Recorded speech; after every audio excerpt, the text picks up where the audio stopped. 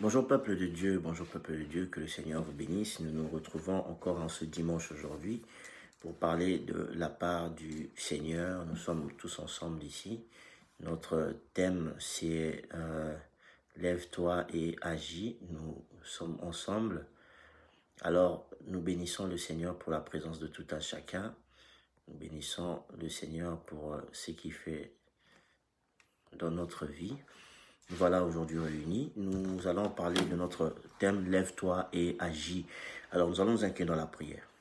Tendre Père, nous nous inclinons dans la prière et nous te demandons, fais-nous grâce. Aujourd'hui tu veux nous apprendre des mystères cachés, tu veux nous enseigner. Nous ne sommes que des hommes, toi tu es Dieu. Tout ce que nous allons dire ici, que cela vienne de toi et que notre cœur soit le quatrième cœur qui reçoit la parole et qui la fait germer, la fait grandir. Bénis-nous en tout et pour tout. Que vraiment cette parole ait des effets, ne remonte pas à Dieu sans avoir produit des effets chez toute personne qui l'aura entendu. Nous avons ainsi prié au nom de Jésus. Amen. Alors, je suis dans la joie de vous retrouver aujourd'hui. Nous sommes présents. Notre thème c'est Lève-toi et agis. Nous avons plusieurs références à lire. Nous allons lire, je pense que dans la description, il y a la référence où est tiré le thème. Mais le thème aujourd'hui sera vaste. J'aimerais vraiment que le sous-thème, vous puissiez vous-même le donner parce qu'il est très vaste aujourd'hui. Et Lève-toi et agis, c'est quelque chose d'important qui nous a été inspiré hier par le Seigneur. Que Dieu vous bénisse. Alors, nous commençons par... nous sommes légèrement enrhumés, donc si vous entendez parfois un peu la voix et le nez, il y a un léger enrhumement à cause un peu du changement de temps. Mais ce n'est pas ça le plus important. Le plus important, c'est la parole du Seigneur. Amen. Nous prenons dans Juge 6, du verset 12 au verset 13. Notre premier chapitre, notre première référence. Je sais qu'il y a des personnes qui aiment mettre les commentaires. Vous pouvez mettre déjà Juge 6, 12 à 13. Nous sommes dans Juge 6, 12 à 13. Juge, c'est le livre juste après Josué. C'est Juge 6, juste avant Ruth d'ailleurs aussi. Et juste après Josué, juste avant Ruth. Et voilà, donc nous sommes dans Juge 6, 12 à 13. Nous lisons la parole du Seigneur. Nous aimons souvent nous mettre debout, mais là nous sommes en ligne, même peu importe là où vous êtes. Et cet aspect de respect par rapport à la parole du Seigneur. Dans Juge 6, 12 à 13, c'est notre première référence. Nous allons lire toutes les références et puis nous allons avancer. On nous dit ici dans Juge 6, 12 à 13, l'ange de l'Éternel lui apparut et lui dit, « L'Éternel est avec toi, voyant héros. » Nous connaissons cette référence. Gédéon lui dit, « Ah, mon Seigneur, si l'Éternel est avec nous, pourquoi toutes ces choses nous sont-elles arrivées? Et où sont tous ces prodiges que nos pères nous racontent quand ils disent, l'Éternel ne nous a-t-il pas fait monter hors d'Égypte? Maintenant, l'Éternel nous abandonne et il nous livre entre les mains des Madians. » Nous pouvons continuer aussi jusqu'à 14. L'Éternel se tourna vers lui et dit, « Va avec cette force que tu as, et il délivre Israël de la main des Madians. N'est-ce pas moi qui t'envoie? » Ça, c'est notre première référence, donc Juge 6, 12 à 14. Nous prenons Luc, et nous sautons directement dans le Nouveau Testament. Nous prenons Luc, avant de revenir dans l'Ancien Testament de nouveau. Nous prenons Luc. Luc 1, Luc chapitre 1, 13 à 16. C'est très important cet enseignement aujourd'hui. Luc 1, 13 à 16. Nous essaierons de ne pas être très long, mais d'être directement right in the point, comme disent les Anglais, directement au but. 13 à 16. Mais l'ange lui dit, Luc 1, 13 à 16. Mais l'ange lui dit, prenez toujours des notes des prédications et des références, c'est très important. L'ange lui dit, ne crains point Zacharie, car ta prière a été exaucée. Ta femme Élisabeth t'enfantera un fils et tu lui donneras le nom de Jean. Il sera pour toi un sujet de joie et d'allégresse, et plusieurs se réjouiront de sa naissance. Car il sera grand devant l'Éternel, il ne boira ni vin, ni liqueur enivrante, et il sera rempli de l'Esprit Saint dès le sein de sa mère. Amen. Notre troisième référence, c'est 1 Chronique 22. C'est de là où nous tirons notre message d'aujourd'hui. 1 Chronique 22. 1 Chronique 22.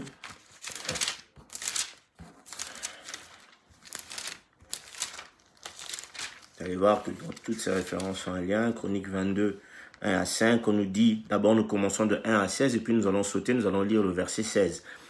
1 Chronique 22, 1 à 5, on nous dit, et David dit, ici sera la maison de l'Éternel et ici sera l'autel des holocaustes pour Israël. David fit rassembler les étrangers qui étaient dans le pays d'Israël et les chargea de tailleurs de pierres et de préparer des pierres de taille pour la construction de la maison de Dieu. Il prépara aussi du fer en abondance pour les clous des bâtons des portes, pour les crampons de l'airain en quantité, telle qu'il n'était pas possible de les peser. Et des bois de cèdre sans nombre, car les Sidoniens et les Tyriens avaient amené à David des bois de cèdre en abondance. David disait, mon fils Salomon est jeune et d'un âge faible. Et la maison qui sera bâtie à l'Éternel s'élèvera à un haut degré de renommée et de gloire dans tous les pays. C'est pourquoi je veux faire pour lui les préparatifs. Et David fit beaucoup de préparatifs avant sa mort. Amen. Et au verset 16, toujours de ce chapitre 22, on dit ceci. L'or, l'argent, les reins et le fer sont sans nombre. Lève-toi et agis, et que l'Éternel soit avec toi. Amen. Alors, nos deux dernières références que nous allons lire, d'autres nous allons les citer. Nous allons dans Luc 3, 4 à 6. Nous étions déjà dans Luc. Nous revenons dans Luc 3, 4 à 6. Puis nous reviendrons dans l'Ancien Testament de nouveau.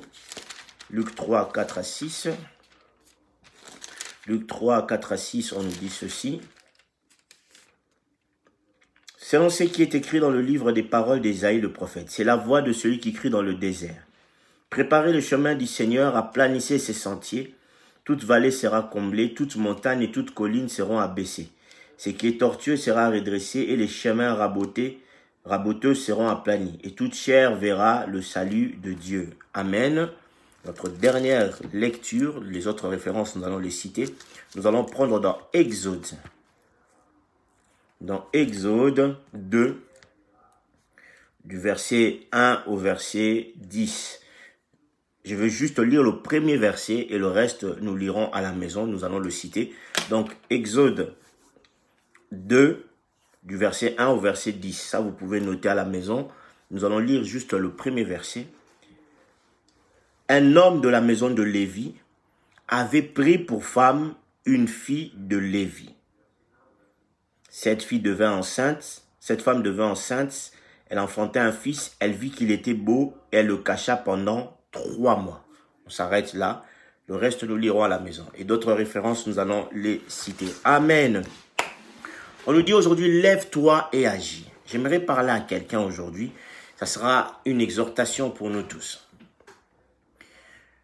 Quand le Seigneur on commence cette histoire, on voit Dieu qui envoie son ange, la première référence que nous avons lue, il envoie son ange chez Gédéon. Il lui dit, l'ange apparaît, Gédéon, si on peut faire un sous-thème, on peut dire élection et mouvement. Gédéon sort de chez lui à la maison pendant que les Madianites étaient en train d'attaquer, étaient en train de faire souffrir le peuple d'Israël. Il sort de chez lui, il prend le courage, il va faire le blé. Il dit, je vais déjà commencer à travailler pour garder quelque chose avant que les Madianites n'arrivent. Avant que ces personnes-là n'arrivent, il commence déjà à faire. Ce mouvement-là a plu à Dieu. Comme Gédéon était un élu, Dieu envoie son ange pour aller le voir. Et il lui dit, salutations à toi, vaillant héros. Gédéon s'étonne qu'on l'appelle vaillant héros. Il commencera même dans la suite de l'histoire à se minimiser, à parler de sa famille, de sa tribu, à dire ceci, à dire cela. Mais l'ange le rassure, lui dit vaillant héros. Ce qui a plu à Dieu, c'est qu'il a fait un mouvement. Il est sorti, il était élu, il était appelé, mais il a fait un mouvement. Aujourd'hui, notre sous-thème, c'est élection et mouvement. Nous sommes des personnes élues, choisies par Dieu. Il y a une élection qui a été faite. Tu as été choisi. Alors Dieu envoie son ange, la parole que nous écoutons, pour nous dire, pour nous rappeler que nous avons été choisis pour une mission. Une personne sur la terre est choisie pour une mission. Mais nous verrons ici que chacun de nous a une particularité. D'autres personnes sont appelées à pouvoir changer les temps et les époques. D'autres personnes sont appelées à pouvoir faciliter aux personnes qui sont en train de venir de pouvoir changer l'époque. Ça veut dire qu'il y aura une personne qui, elle, changera l'époque, mais il y aura une personne qui va lui faciliter, qui va l'aider à changer le temps et l'époque. Il y a une personne qui ne sera que l'accompagnateur pour aider. Il y a une personne dont on connaîtra les éloges, mais il y a une personne qui recevra, entre guillemets, la gloire de cette personne-là parce qu'elle accompagnera, elle l'aidera, elle la portera. Alléluia. Est-ce qu'il y a quelqu'un qui me suit? Ici, on voit Gédéon. On nous parle de Gédéon, on dit vaillant héros. Gédéon était appelé à changer l'histoire de tout un peuple. Pendant une quarantaine d'années, Israël était asservi par les Madianites. Il fallait un héros, il fallait quelqu'un pour vaincre les Madianites, pour changer l'histoire du peuple d'Israël. Amen. Alors, en ce moment-là, l'ange de l'Éternel vient voir Gédéon. Il vient à la rencontre de Gédéon et il appelle « Salutations à toi, vaillant héros ». Gédéon se demande « Pourquoi moi ?» Il y a quand Dieu s'approche de toi. Vous savez, quand vous êtes choisi par Dieu, Dieu s'approche de vous. Quand Dieu s'approche de vous et que Dieu vient pour vous prendre, pour vous confier une mission, en ce moment-là, même si vous-même, vous n'êtes pas vous n'avez aucune connaissance de vos capacités, même si vous-même, vous n'avez aucune connaissance de ce que vous êtes, j'aimerais simplement vous rassurer que quand Dieu vient vous prendre, il voit en vous la personne que vous-même, vous ne voyez pas.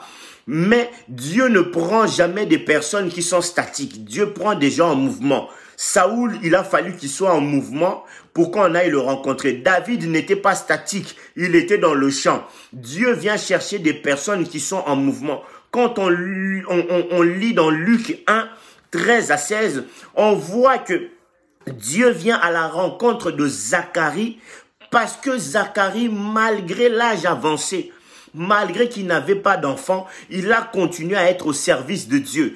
Comme il était en mouvement, comme le sort était tombé sur lui, comme il devait aller offrir de parfum, Dieu est venu à sa rencontre. Quand Dieu est venu à sa rencontre, Dieu lui a donné une révélation. Ah, j'aimerais dire à quelqu'un aujourd'hui, quand tu es un élu, quand tu es un choisi de Dieu, sois en mouvement. C'est pour cela que notre sous-thème, c'est élection et mouvement, parce que celui qui est élu est en mouvement. Nous voyons même en politique, ceux qui veulent être élus, ceux qui sont des élus du peuple, même s'ils ont déjà été élus, ils sont constamment en mouvement. Dieu appelle des personnes qui doivent être en mouvement. Alléluia. Est-ce que quelqu'un me suit aujourd'hui? Quand on a appelé Jonas, on lui a donné la mission d'être en mouvement. Sois en mouvement, sois en mouvement. Mais dans ton mouvement, tu ne seras peut-être pas celui qui va changer l'époque. Ça veut dire que mais au travers de toi naîtra, ou au travers de toi, une personne qui changera l'époque va sortir. Alors on te connaîtra. Ici, on nous parle d'un homme. On nous parle de Zacharie. On nous parle de Zacharie. On nous parle d'Abraham, le père d'Abraham. On nous cite deux pères. Ces deux pères-là, ils n'ont pas changé l'époque. Ah, est-ce que je parle à quelqu'un aujourd'hui? Ils n'ont pas changé l'époque, mais ils ont donné naissance à des personnes qui ont changé l'époque. Est-ce que quelqu'un me comprend? Ils ont donné des naissances à des personnes. Le père de Moïse n'est cité que une fois dans la Bible, deux fois dans la Bible plutôt. On le cite que vraiment d'une manière brève dans la Bible. On dit Abraham épousa une fille de Lévi qui s'appelait Jochebed.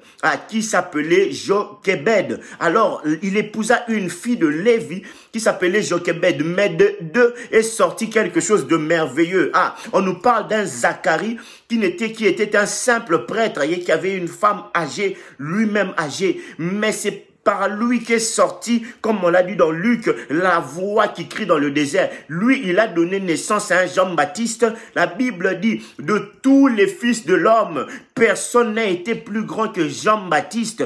Si pour les Juifs, le plus grand des prophètes, c'est Moïse, d'ailleurs, je vais revenir sur cela, mais pour Christ, le plus grand de tous ceux qui sont nés d'une femme, c'est Jean-Baptiste. Mais ce Jean-Baptiste-là est sorti d'un homme qu'on appelle Zacharie. Si nous connaissons aujourd'hui Zacharie, c'est parce que son fils Jean-Baptiste a changé l'histoire. Ah, il a été lui-même la voix qui préparait la venue de Christ, de celui qui devait venir. Vous comprenez le schéma?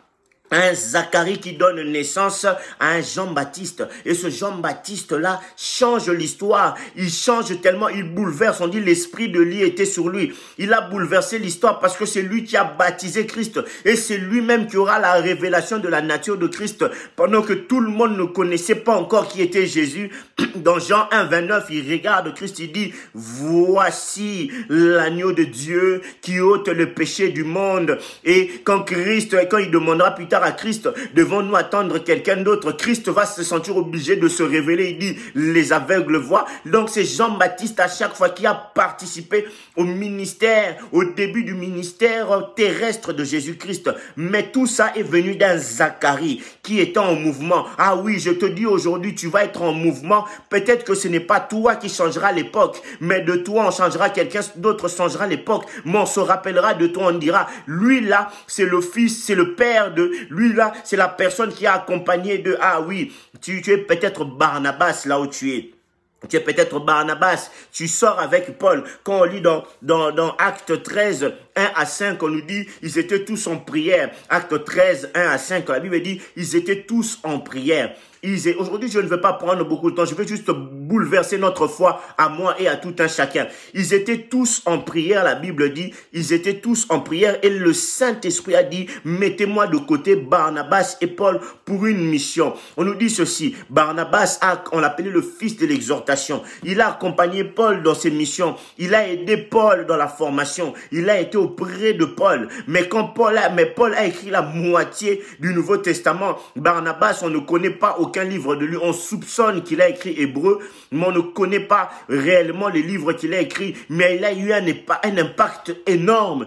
On ne parlerait pas de Paul s'il n'y avait pas un Barnabas. La Bible dit ça a été le premier à vendre son terrain et à donner pour l'église. On ne parlerait pas de Paul s'il n'y a pas eu de Barnabas. Ah oui, peut-être que toi, tu es sorti en même temps que ton ami. Peut-être que toi, on t'a mis de côté avec ton ami. Vous êtes en mouvement, mais toi, ton mouvement, c'est pour lui faciliter la tâche. Est-ce que je parle à quelqu'un aujourd'hui? Alléluia. Mais ce n'est pas parce que tu lui facilites la tâche que tu es moindre. Non, non, non, non, non. Ce n'est pas parce que toi, tu es là, parce que tu es moindre. Non. Toi, si tu n'étais pas là, le temps ne changerait pas parce que si toi tu n'es pas là, lui n'est pas là. Dieu est passé par toi pour lui. Ah, s'il n'y avait pas de Zacharie, je parle à quelqu'un aujourd'hui. S'il n'y avait pas de Zacharie, il n'y aurait pas de Jean-Baptiste. S'il n'y a pas de Jean-Baptiste, il n'y aurait pas la mission de but de Christ ne débuterait pas de la meilleure des manières. Il fallait qu'il y ait une voix qui annonce la venue du Christ. Est-ce que je parle à quelqu'un aujourd'hui? Sans Zacharie, il n'y a point de Jean-Baptiste. Sans Barnabas, il n'y a point de Paul qui est formé, qui est façonné. Il n'y a point de Paul qui est conduit, qui est guidé. Est-ce que je parle à quelqu'un? Et sans Paul, il n'y a point de Timothée. Je parle à quelqu'un aujourd'hui. Alléluia. Il faut être en mouvement. Toujours être en mouvement. C'est-à-dire que quand tu es un élu, un appelé, tu es en mouvement. On nous dit ici, Gédéon, c'est le mouvement qui a fait que Dieu l'appelle vaillant héros. On n'appelle pas un vaillant héros une personne qui croise les bras. Quel est le mouvement que toi tu fais? Quel est le mouvement que toi tu fais? Qu'est-ce qui est ce mouvement? Alléluia. Une personne sélectionnée est là pour changer une époque. On t'a sélectionné comme pour changer. On nous dit, le papa de Samson, il est sorti dans le champ. C'est là où l'ange est parti le rencontrer. L'ange est venu le rencontrer. On dit, Ésaïe a dit, j'étais dans le temple. Jérémie était un lévite. Quand Dieu vient à la rencontre d'une personne, c'est quand la personne est en mouvement. Est-ce que tu es en mouvement en prière?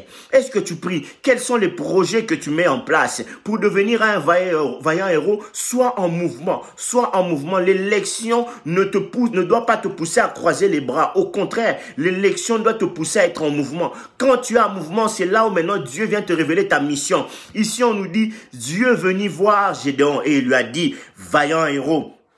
Il dit, moi, vaillant héros. Il dit, oui, toi, vaillant héros, je t'envoie pour vaincre les Madianites. La mission de Gédéon était connue. S'il était resté à la maison, il n'aurait pas compris la mission. C'est parce que il était en mouvement. Quand il est sorti, quand il est parti travailler, c'est là qu'on vient le rencontrer. Dieu vient le rencontrer. Saoul est parti chercher des ânesses. C'est là où Samuel lui dit, viens un peu ici. Toi, tu seras roi. Je parle à quelqu'un. Quand vous êtes élu de Dieu, quand vous êtes sélectionné par Dieu, soyez en mouvement. On dit souvent, on nous dit, nous, enfants de Dieu, j'ai été élu, j'ai été choisi. Mais quel est le mouvement que tu fais? Les apôtres, quand ils ont reçu le Saint-Esprit, ils ont commencé à être en mouvement. Ils ont commencé à bouger. Quand ils étaient, avant de recevoir le Saint-Esprit, ils étaient en prière. Ils étaient en mouvement. Ils montaient en prière. Mais est-ce que toi, tu pries? Est-ce que toi, tu demandes à Dieu? Quel est le mouvement que tu fournis? Quelles sont les connaissances que tu rajoutes? Quels sont les plans et les projets que tu fournis dans la vie de tous les jours? Qu'est-ce que tu fais pour Dieu? Qu'est-ce que tu fais pour ton pays? Qu'est-ce que tu fais pour ton église?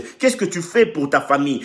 Comment sauras-tu la mission que tu possèdes si tu n'es pas en mouvement? Sois en mouvement. C'est quand tu es en mouvement que Dieu viendra te révéler la suite. Est-ce que je parle à quelqu'un aujourd'hui? Alléluia.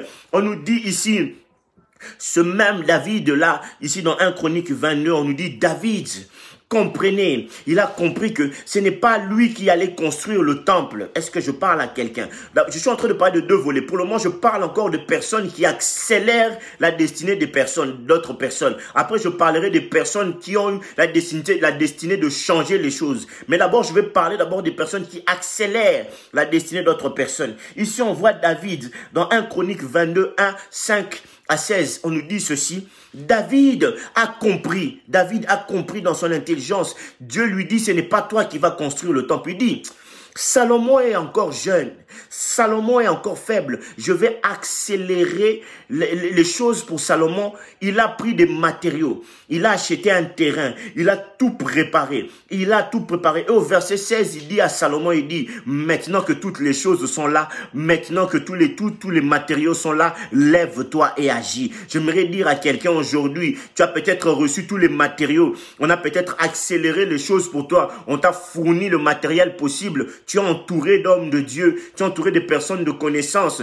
tu as appris des choses, maintenant lève-toi et agis. Et toi aussi, peut-être que tu ne sais pas, mais tu es en train de préparer un terrain. Prépare un terrain pour tes enfants, prépare un terrain pour l'église. N'attends pas seulement en nous disant que c'est ceux qui vont venir après qui vont faire les choses. Pourquoi toi tu ne commences pas à préparer les terrains maintenant? Sois comme David et la vision, commence à préparer. Tu es en train d'accélérer une destinée, tu es en train d'accélérer quelque chose. Il a fallu qu'il y ait un Lumumba qui meurt pour qu'un pays ait une indépendance. Il a fallu qu'il y ait d'abord des personnes qui commencent à aller dans un endroit pour que plus tard les autres puissent en profiter. Oui, ce n'est pas parce que tu es le premier à le faire. Ce n'est pas parce que c'est toi qui emmagasines que tu dois te sentir moindre. Oh, moi je ne veux pas en profiter. Non, ce n'est pas pour toi. Ton nom sera connu, ton nom sera glorieux parce que les gens parleront de toi en disant oui, c'est grâce à lui. Les gens reconnaîtront que c'est grâce à lui. C'est grâce à lui que la grâce est arrivée dans telle maison, dans telle église. Et maintenant, toi qui as eu cette accélération et toi qui as eu la grâce d'avoir les opportunités, la Bible te dit aujourd'hui, lève-toi et agis. Agis. Même toi qui as la capacité d'accélérer la grâce des autres, il y a une personne qui attend encore de pouvoir bénéficier de l'accélération que toi tu vas lui donner. Il y a des grâces qui sont en train de mourir parce qu'il y a personne qui sont encore levées. La personne qui doit se lever n'est pas encore passée. Il y a des grâces. Élisée est en train encore de faire la charrue parce que Élie n'est pas encore passé.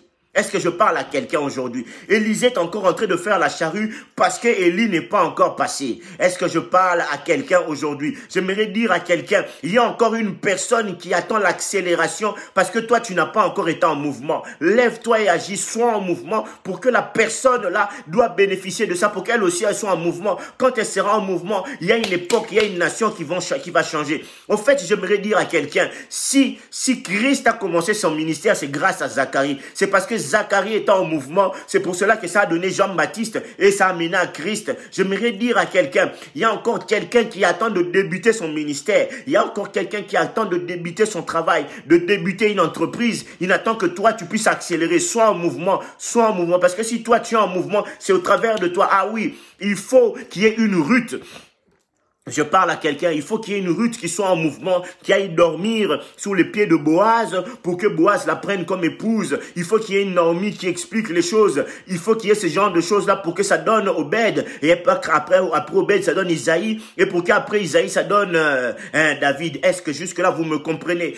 C'est un chaînon. C'est une chaîne, au fait. C'est quelque chose qui se construit. C'est parce qu'il y a d'abord un premier qui commence. Est-ce que je parle à quelqu'un? Il a fallu que Abraham croie pour que plus tard il y ait un Jacob et qu'il y ait les 12 tribus. Est-ce que je parle à quelqu'un? Sois en mouvement. C'est parce que le pays attend simplement que toi tu te mettes en mouvement. L'église attend que toi tu te mettes en mouvement. La famille attend que tu te mettes en mouvement. Faut pas toujours dire, est-ce que c'est moi qui va arranger les choses? Oui, c'est toi qui vas arranger les choses. Parce que si toi tu te mets en mouvement, une autre personne va en profiter. Et ce mouvement-là va créer le miracle.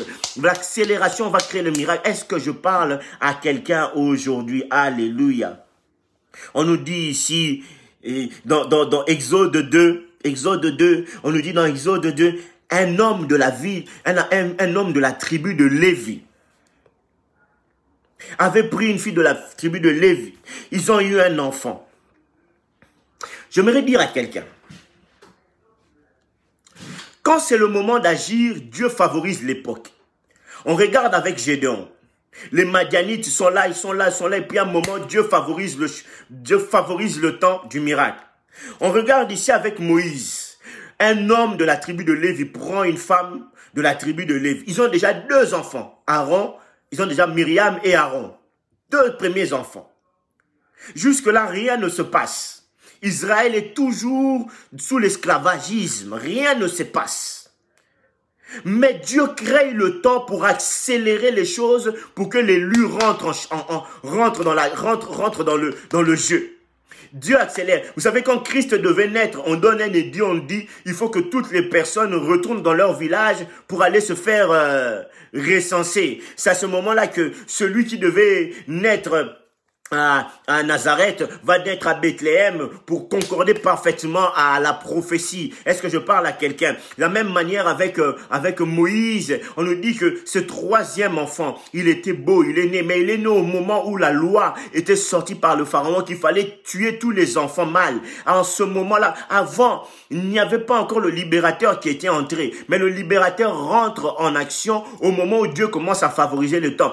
La Bible dit, on a dit à Esther, c'est pour des temps comme ça que tu as été appelé. C'est pour des moments comme ça. C'est pour des moments où l'eau rentre dans l'église, où les instruments sont abîmés. C'est ce moment comme ça où on vous chasse, vous n'avez plus de salle. C'est dans des moments comme ça où il n'y a plus d'argent. C'est des moments comme ça où la famille se trouve dans la difficulté. C'est pour des moments comme ça que l'élu rentre en jeu. Ça veut dire que Dieu crée le temps pour pousser que l'élu puisse entrer en jeu. Alléluia. Il a fallu au moment où Zacharie se présentait que le sort est tombé sur lui pour qu'il ait la révélation de Jean-Baptiste, parce que c'était le moment où l'élu devait rentrer en jeu. La prophétie de Daniel commençait à se réaliser. Le temps était arrivé au temps marqué. C'est à ce moment-là que l'élu doit rentrer en jeu. Alléluia. Est-ce que je parle à quelqu'un? Dieu savait que Goliath était en train de se préparer avec les Philistins. Il fallait déjà mettre l'onction sur David. Il fallait déjà mettre l'onction sur David, le préparer, parce que plus tard, il y avait Goliath qui allait sortir. Est-ce que je parle à quelqu'un? Il y a un temps marqué, fixé, où l'élu doit entrer en jeu. Il y a un temps fixé et marqué où l'élu doit commencer à venir. Il y a un temps marqué et fixé qui est préparé pour que l'élu. Et ce temps-là peut être sombre, parce que c'est au moment où le pharaon décide qu'on doit tuer des enfants hébreux, où on a tué des enfants hébreux mâles. C'est à ce moment-là que Dieu dit, c'est par là aussi que moi je vais entrer pour faire entrer l'élu, le sauveur, le libérateur. Est-ce que je parle à quelqu'un? Quelqu'un peut me dire un très bon amen à la maison? Est-ce que vous pouvez me dire amen? Alléluia. On nous dit ici que Abraham a épousé une femme qu'on appelle Jochebed. Ils ont déjà 2 enfants. Le 3e s'appelle Moïse. À ce moment-là, on ne l'appelait pas encore Moïse. On ne connaît pas son nom en hébreu. Mais à ce moment-là, on ne l'appelait pas encore Moïse. Pendant 3 mois, ils ont essayé de le garder. Mais l'enfant grandissait. Avec le bruit, il ne savait plus le garder. La mère se décide d'être en mouvement. D'être en quoi? En mouvement. Ah, toi qui es Jochebed, est-ce que tu m'écoutes? Jochebed, est-ce que tu m'écoutes? Je parle à une Jochebed, une maman de Moïse. Est-ce que tu m'écoutes? J'aimerais dire à quelqu'un, toi qui es la Jochebed, la maman de Moïse, sois en mouvement. Alléluia. Parce que ce mouvement-là va te montrer les grandes choses que tu as portées dans ton sein. Ce mouvement-là va te montrer les grandes choses que tu as portées en son sein. Écoutez le schéma de cette histoire, elle est magnifique. On prend Moïse, on le met dans une corbeille, on le jette dans l'eau. La maman dit, je ne peux plus, et elle laisse Moïse partir. Alléluia. Elle laisse Moïse partir. Mais la grande sœur Myriam se tient à distance et veut voir comment va terminer son enfant. Il faut toujours avoir quelqu'un qui est là à distance pour surveiller, pour vérifier, pour voir comment vous allez évoluer. La maman pensait qu'elle avait perdu son enfant. Elle dit, je ne supporterai pas. Je préfère le laisser partir dans l'eau. Ah, mais elle ne savait pas que le Moïse qui est parti allait revenir.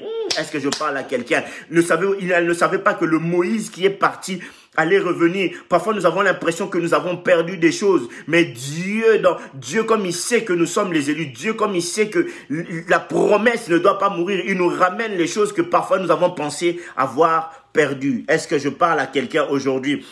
Alors, il y a eu le mouvement d'abord de la maman. Elle a jeté l'enfant dans le fleuve. Mais il y a le mouvement très appréciable de la grande sœur qui suit l'enfant petit à petit et qui veut voir ce qui va devenir l'enfant. La Bible nous dit, c'est que l'enfant arrive chez la fille de Pharaon. La fille de Pharaon recueille l'enfant. Elle prend l'enfant. Il y a la grande sœur qui apparaît. Vous savez, quand la fille de Pharaon allait se baigner dans l'eau, il y avait des gardes, il y avait ses courtisanes, il y avait beaucoup de monde.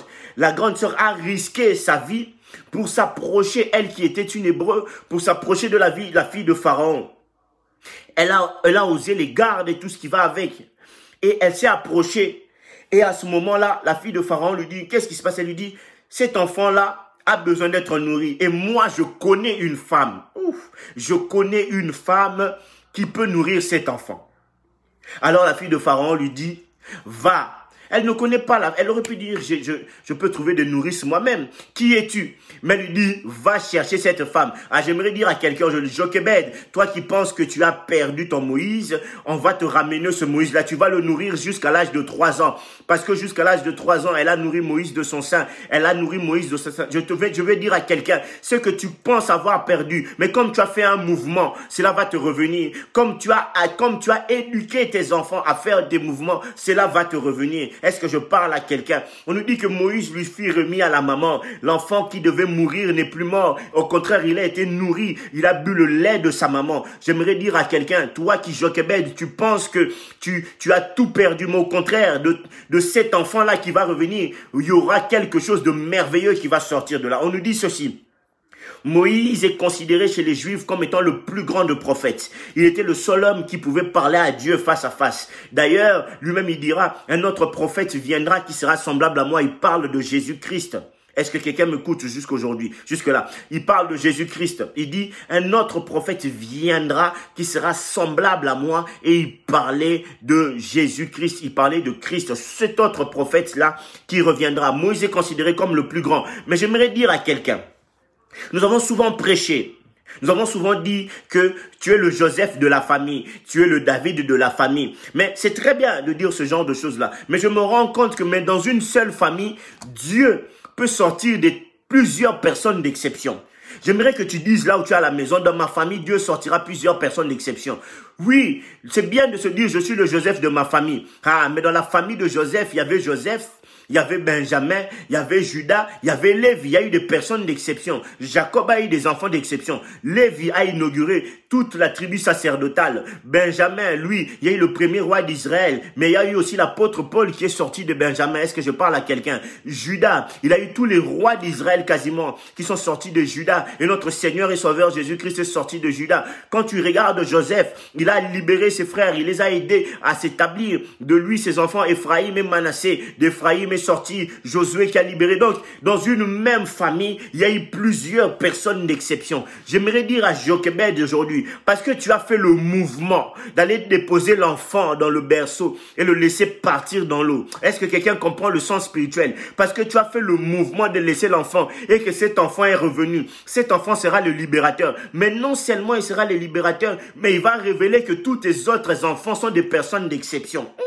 Que dans une même famille, Dieu est capable d'appeler plusieurs personnes d'exception. Il n'y a pas qu'une seule personne qui peut être une personne d'exception. Dans une même famille, je répète, dans une même famille, même dans la famille de Marie, il y a eu Jésus-Christ, il y a eu son fils Jacques qui était un personnage d'exception. Il y a eu son frère Jude, qui est aussi un personnage d'exception. Même dans la famille de notre Seigneur et Sauveur Jésus, il y a eu plusieurs personnes d'exception. Dans l'histoire de Marthe et Marie, il y a eu plusieurs personnes d'exception. Il y a eu Marie, il y a eu Lazare, il y a eu Marthe elle-même. Dans une même famille, Dieu peut élever plusieurs personnes d'exception. Ce n'est pas seulement dit qu'il faut qu'il y ait un seul Joseph, un seul David. Non, la Bible nous dit même dans la famille de David, un des frères de David avait un fils qui était un vaillant héros. Ça veut dire dans une seule famille, Dieu est capable de sortir plusieurs personnes d'exception. Mais pour le comprendre, il faut que celle qui porte la famille, la maman Jochebed, puisse faire un mouvement. Ah oui, il faut qu'elle puisse faire un mouvement. Est-ce que je parle à quelqu'un? Le mouvement de Jochebed a fait en sorte que de son sein est sorti des personnes d'exception. C'est à ce moment-là que quand Moïse est revenu en devenant le libérateur, qu'on a vu que Myriam était une prophétesse d'exception. La Bible dit que personne, hormis David, dans la Bible, n'a chanté aussi bien que Myriam. Est-ce que je parle à quelqu'un? Personne dans la Bible n'a chanté aussi bien que Myriam. C'est une personne d'exception. Aaron, la Bible nous dit que le sacerdoce d'Aaron, le premier souverain sacrificateur, à chaque fois qu'on se réfère au sacerdoce, on parle d'Aaron. Mais Aaron, Moïse et Myriam sont sortis de Jochebed. Si Jochebed n'avait pas fait le mouvement d'aller jeter Moïse dans le fleuve, parfois il faut faire des mouvements risqués en pensant qu'on va perdre. Mais Dieu, derrière ce mouvement risqué, va vous ramener cet enfant qui va sortir des choses exceptionnelles de votre sein. Est-ce que je parle à quelqu'un? C'est pour cela qu'on te dit, lève-toi et agis. Parce que de ton mouvement, quand il y aura un retour, il y aura des choses exceptionnelles. Oui, je ne peux pas être la seule personne d'exception dans ma famille. Je vous ai même dit, même dans la famille de notre Seigneur et Sauveur Jésus-Christ, sur la terre, il y a eu plusieurs personnes d'exception. Il y a eu Jésus lui-même, il y a eu Jacques, il y a eu Jude. J'aimerais parler du mouvement. Il faut un mouvement. Marie, elle a dit, je suis la servante du Seigneur. Elle a accepté. Elle a fait l'acceptation. Elle a dit que le Seigneur fasse de moi ce qu'il veut. Ce qu'il veut. Face de moi, notre Seigneur et Sauveur Jésus-Christ sur la terre, comme il était l'élu, il a été en mouvement. Il a été en mouvement. Il a porté la croix. Il a été jusqu'à la mort de la croix. Il a été en mouvement. Il a fait des actes. Et ces actes-là nous sont bénéfiques aujourd'hui à nous qui sommes appelés enfants de Dieu. J'aimerais dire à quelqu'un, tes actes ne dépendent pas, ne seront pas bénéfiques que pour toi. Tes actes sont bénéfiques pour toute une nation, pour toute une famille, pour toute une personne. Tu as été élu, choisi par Dieu. Ne te néglige pas. Même avec le peu que tu peux apporter, cela peut avoir des conséquences pour le reste. On nous parle d'Abraham qui a épousé Jochebed. On nous parle de Jochebed qui a mis juste un bébé dans un panier et qui l'a laissé dans le fleuve. Mais les conséquences ont été énormes. Il y a eu la libération et il y a eu des personnes d'exception qui sont sorties de cette famille. Est-ce que je parle à quelqu'un aujourd'hui? Est-ce que quelqu'un m'entend? Est-ce qu'une Jochebed m'entend? Est-ce qu'un David m'entend? Je parle à quelqu'un aujourd'hui. Alléluia. On nous dit ici, vous avez une mission. On a une mission. Pour réussir cette mission-là, il faut être en mouvement. Pour comprendre la mission, il faut être en mouvement. Comment tu veux te croiser? Le pasteur Manu nous disait souvent, on ne reconnaît des héros qu'après une bataille. On appelle un héros qu'après une bataille.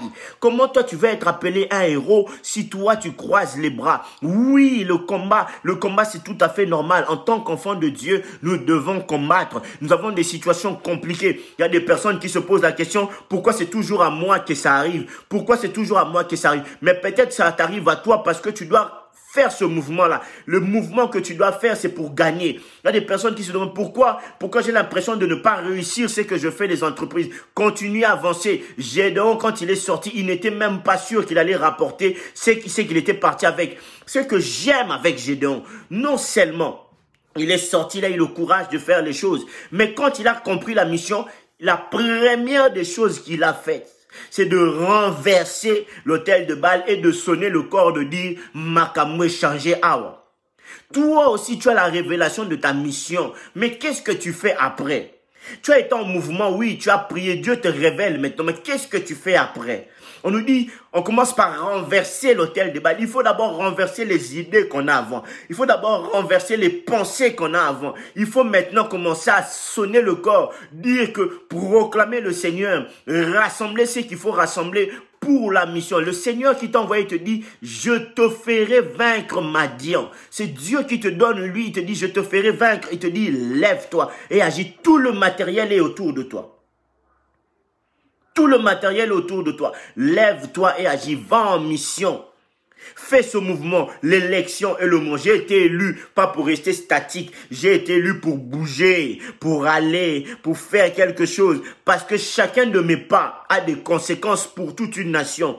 Peut-être mon mouvement à moi, je pense que ça ne va m'être bénéfique à moi, mais mes enfants vont en bénéficier. Ah oui, comme Jochebed, mes enfants vont en bénéficier. Ah oui, comme Jochebed, mes enfants vont en bénéficier. Je ne sais pas. Oui, comme Aaron... Je fais un mouvement, mais c'est mes enfants. Vous savez, tous les mouvements que nous faisons en bien ou en mal, il y a des conséquences. Il y a des conséquences, des mouvements en bien ou en mal, parce que le diable, lui, ne reste pas statique. Là où nous pensons qu'en tant qu'enfants de Dieu, vu que nous avons été élus, nous devons attendre. Ça, c'est le problème de beaucoup d'Africains. C'est qu'ils ont été choisis par Dieu, mais ils attendent que ça tombe du ciel. Mais Dieu est comme David. Il a mis tout le matériel autour de nous. Ah, mon frère, étudie. Fais des projets, avance, même si ça ne prend pas aujourd'hui. Ça prendra. Le propriétaire de KFC est devenu riche à 80 ans. On a un musicien profane qu'on connaît chez nous au Congo, le vieux Wendo. Le vieux Wendo est devenu riche. Il avait presque 80 ans. Ça veut dire que le temps de Dieu ne dépend pas de nous. Dieu, quand il a fallu que, pour que le vieux Wendo devienne riche, il fallait que Mobutu parte. Dieu a créé un temps. Il a créé lui-même un temps pour faire entrer en action quelqu'un. Est-ce que quelqu'un me suit jusque-là? Ça veut dire que même si aujourd'hui, ça n'a pas encore pris. Ça veut dire que le temps de Dieu n'est pas encore arrivé. Mais toi, comme Zacharie, continue à être en mouvement. Parce que tu ne sais pas à quel moment où Dieu va venir te rencontrer. Toi, continue à être en mouvement. C'est celui qui continue à être en mouvement que Dieu vient rencontrer. Le problème chez nous, c'est que nous, comme nous avons eu l'appel de Dieu, nous restons statiques. Ah non, quand vous lisez l'histoire de Élie, quand Élie fuit Jézabel, à un moment, il est fatigué. Il est couché. Il n'a plus de force. La Bible nous dit, Dieu vient lui donner à manger. Quand Dieu lui donne à manger, il lui dit, maintenant, lève-toi. Continue ton chemin. Quand Dieu vient te voir et qu'il te redonne la force, il te dit, lève-toi, continue ton chemin. Christ à Gethsemane, il voulait abandonner, il a dit, Père, s'il est possible, éloigne de moi cette coupe. La Bible nous dit, un ange est venu pour le rassurer. C'est la Bible qui nous dit cela. Quand Christ a été rassuré, il a dit, maintenant, tout compte fait que ta volonté se fasse. Il était prêt à faire le mouvement vers la croix. Christ était prêt à faire le mouvement vers la croix. Parce que s'il n'avait pas fait ce mouvement-là vers la croix, nous ne serons pas enfants de Dieu. Nous ne serons pas en train de prêcher aujourd'hui. Mais Christ a fait un mouvement. Christ était l'élu. Mais il a bougé. Il est parti. Il est parti vers là où le temps était fixé. Là où Dieu l'attendait. Là où il devait accomplir la mission. Et quand il a accompli la mission, ça a été bénéfique à des milliards d'êtres humains dont nous bénéficions aujourd'hui. Tu ne connais pas à quel moment Dieu va venir te rencontrer. Tu ne connais pas à quel moment le temps va changer pour toi. Mais toi, sois en mission. Élie dira au jeune, va. Le jeune part la première fois. Il dit, je n'ai toujours pas vu le nuage. Va. Il dit, je n'ai toujours pas vu le nuage. Va. Je n'ai toujours... Et à la fin, il dit, je vois un nuage qui ressemble à un point. Et Élie dira à Akab, vas-y, parce que j'entends un bruit qui annonce la pluie. Ah, toi, continue à être en mouvement. Tu es comme cet homme-là, j'ai oublié, Naaman. Tu continues à plonger. Tu ne sais pas quand est-ce que... On n'avait pas dit à Naaman combien de fois. On a dit à Naaman, va, plonge plusieurs fois. Plonge 7 fois. Naaman continue à plonger 7 fois. Si Dieu t'a dit, continue. On a dit à Israël, tournez. Soyez en mouvement 7 fois. Ils auraient pu se fatiguer et dire, ah, 7 fois, c'est ridicule. On va s'arrêter au bout de 3 parce que franchement, on est là en train de tourner. Moi, il a dit 7 fois. Dieu t'a dit, va jusqu'au bout. Dieu t'a dit de continuer de rester en mouvement. Tu ne sais pas à quel moment ça va fonctionner. Et moi, je continue à prier. Je continue à aller au service du Seigneur. Je continue à créer de projets. Je continue à étudier. Il n'y a que l'Africain qui s'arrête d'étudier à un certain âge. Il pense que c'est terminé. Au moins l'âge d'étudier est terminé. Non, il n'y a pas d'âge. Mon grand-père Justin disait toujours, il n'y a pas d'âge pour étudier. Est-ce que je parle à quelqu'un? Et quand vous êtes un élu, vous êtes appelé à changer une époque. Peut-être que c'est vous qui allez changer l'époque. Moi, je ris toujours. Mes oncles, ils sont 11. Ils sont 11. Mais jusqu'à ce que ma grand-mère et mon grand-père sont morts, on les appelait toujours maman, tati, papa, tati, du nom du dernier. Pourquoi? Parce que mon oncle, lui, dans le quartier, on le connaissait, il parlait beaucoup, il était tout le temps en mouvement. Et c'est un homme courageux. Même aujourd'hui, c'est un homme très courageux. C'est parce qu'il était très courageux, il parlait beaucoup, il était toujours là dans le quartier. Tout le monde le connaissait que, au lieu de même assimiler mes grands-parents au nom de l'aîné, on les appelait maman et tati pour le dernier. Ça veut dire que si tu es en mouvement, on peut même appeler une époque, on peut même appeler toute une famille par rapport, on va dire, hey, toi tu es de la famille de telle personne. Et toi, tu es de la famille de... Toi, tu es la famille de Mobutu jusqu'aujourd'hui. Il se vante d'être de la famille de Mobutu. Pourquoi? Parce qu'il y a eu Mobutu. Mobutu avait des frères et sœurs. Mais c'est lui qui a changé, qui a marqué le temps. Donc maintenant, on se réfère toujours à la famille de Mobutu. Quand on était de la famille de Kabila, on se réfère toujours à la famille de Kabila. Comme les fils d'Aaron, aujourd'hui, les Cohen, les sacrificateurs, se réfèrent toujours à Aaron. Ça veut dire que quand vous êtes un élu, sur vous a été marqué, a été placée la grâce de changer le temps. Dites-vous que quand vous changez le temps, toutes les personnes de votre entourage seront même fiers de se référer à vous.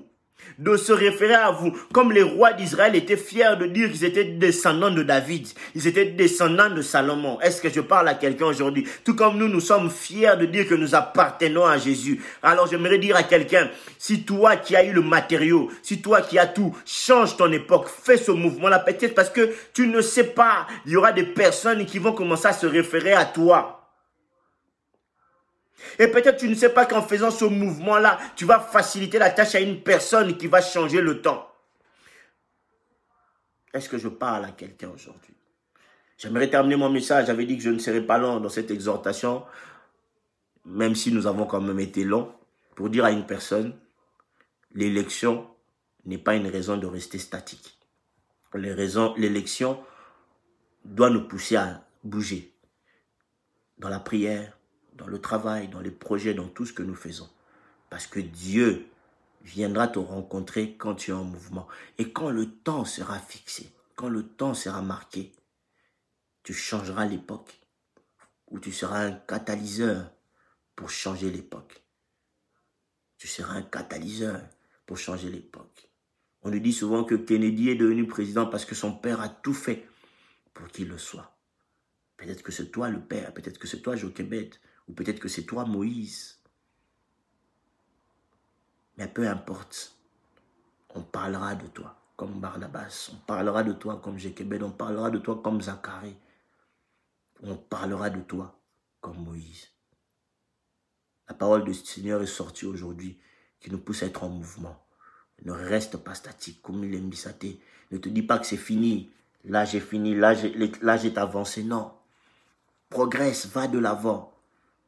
Il n'y a que chez nous, dans notre culture, où on pense que c'est terminé. Ce n'est pas terminé, tant que Dieu n'a pas dit que c'est terminé. J'ai donné des exemples ici. Sarah est devenue mère. On nous parle d'une Élisabeth qui est devenue mère à un âge avancé. La ménopause était déjà passée. Mais le temps de la ménopause d'Élisabeth était selon les hommes. Mais Dieu, pour lui, Élisabeth n'était pas encore ménopausée. N'était pas encore ménopausée. Peut-être que pour toi, tu penses que c'est passé. Peut-être quand tu te regardes, tu te dis c'est fini. 40, 50 ans, est-ce que je vais encore acheter une maison? Est-ce que je vais encore faire ceci? Est-ce que je vais encore faire cela? Est-ce que je peux encore... 20 ans en Europe, 30 ans, est-ce que je peux encore? Non. 10 ans, 20 ans, en Afrique, ici, ici, tu te dis, tu te minimises. Toi, tu regardes selon le temps des hommes. Mais pour Dieu, tu n'es pas encore ménopausé. Pour Dieu, Sarah n'était pas encore ménopausée. Sarah n'était pas en ménopause. Sarah n'était pas, elle était stérile, elle ne produisait pas. Ça veut dire que son temps, il y a une différence entre ne pas produire et ne plus produire. Une terre peut pendant longtemps ne pas produire, mais un jour elle va produire. Mais beaucoup de gens pensent que nous ne pouvons plus produire. Sarah ne pouvait pas produire, mais ça ne veut pas dire qu'elle ne pouvait plus produire. Selon Dieu, Dieu savait que sur le moment, elle ne pouvait pas produire. Mais Dieu attendait le moment où elle pourrait produire. Pour Dieu, le temps n'était pas encore passé. J'aimerais dire à quelqu'un, le temps n'est pas encore passé. Motive-toi, lève-toi, bouge dans la prière, sois en mouvement. Le temps n'est pas encore passé. La ménopause des hommes n'est pas la ménopause selon Dieu. Pour Dieu, tu n'es pas encore ménopausé. Ah oui, toi qui penses que c'est fini, que tu as perdu Moïse, tu penses que c'est terminé. Dieu te dit aujourd'hui, je te ramène Moïse pour te dire que le temps de Dieu n'est pas ton temps. Toi, tu penses avoir perdu Moïse, mais je te ramène Moïse. Tu dois encore allaiter Moïse. Je dis à quelqu'un, tu dois encore allaiter Moïse pendant 3 ans. Tu dois encore allaiter Moïse. Tu n'as pas fini d'allaiter Moïse. Tu ne l'as pas perdu. Je dis à quelqu'un, tu dois encore allaiter Moïse. Est-ce qu'on peut lever nos voix et nos mains? Nous allons prier. Père, je te prie pour ce message. Merci pour ce message qui est fort, qui nous a fait du bien, qui nous pousse à nous lever et agir. Je me lève et j'agis. Seigneur. Brise les peurs que nous avons, qui nous empêchent de nous lever et de penser, Seigneur, que les autres qui vont réussir à le faire, pas nous. De laisser la responsabilité aux autres. Or que nous, peut-être les autres, attendent qu'on bouge pour que ça leur facilite, Seigneur. Peut-être que mon église n'a pas encore progressé parce que moi, je n'ai pas encore bougé. Je passe mon temps à parler, à regarder vers les autres. Peut-être que c'est moi qui dois faire changer les choses. Ma famille n'a pas encore progressé parce que je n'ai pas encore prié ou je n'ai pas encore commencé à bouger. Mon pays n'a pas encore changé parce que je n'ai pas encore bougé. Seigneur, donne-moi la conscience de bouger car l'élection appelle le mouvement. L'élection appelle le mouvement. Je répète, l'élection appelle le mouvement. J'ai ainsi prié au nom de Jésus. Merci Père pour ce message. Sois béni au nom de Jésus. Amen. Est-ce que quelqu'un dans la joie, quelqu'un peut-il mettre un amen très très fort? Est-ce que quelqu'un peut partager? Est-ce que quelqu'un peut être dans la joie, pousser des cris de joie à la maison, acclamer très très fort? Est-ce que quelqu'un peut se mettre en mouvement? C'est comme ça que ça commence le mouvement, être tonifié. Soyez bénis, que le Seigneur bénisse votre dimanche. Au revoir.